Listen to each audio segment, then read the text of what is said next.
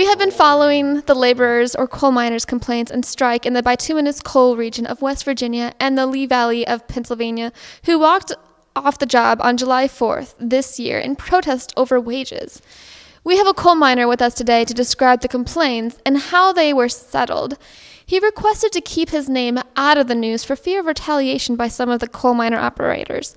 So I will call him by the name of Pitt after Pittsburgh. Mr. Pitt, I'm ready to hear your story.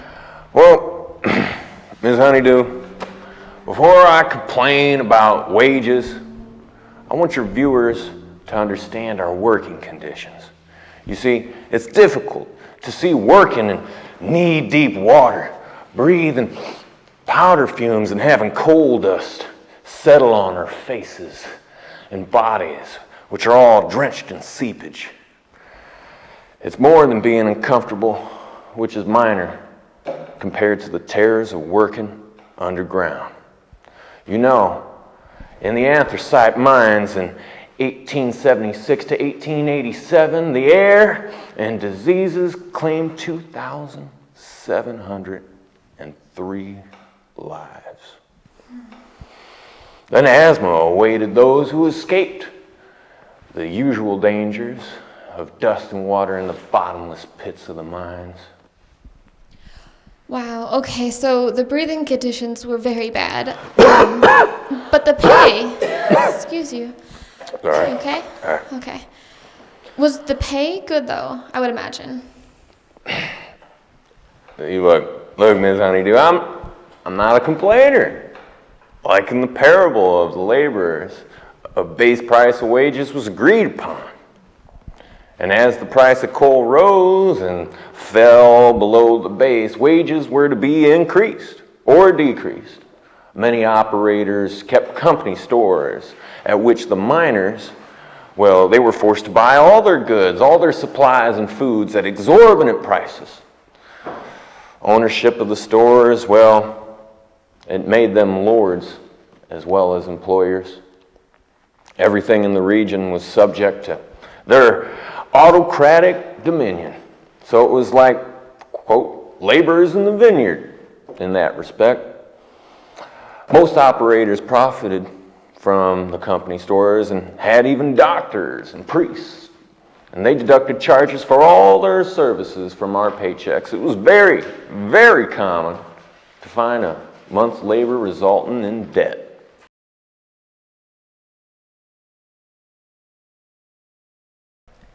So how exactly did you live and survive?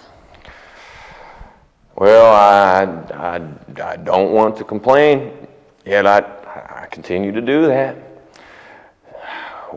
But we live like sheep in the shambles.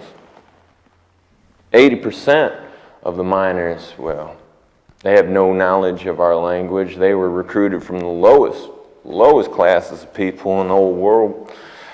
Bohemians, Polacks, Poles, Italians, and who were all compelled to deal with company stores with excessive rent. The constant tendency is to keep us in the debt of our lords and our employers. I'm so sorry. So now let's get to the outcome today, like God would want it in his parable of the laborers. Well, how God wants it. Well, it was like this.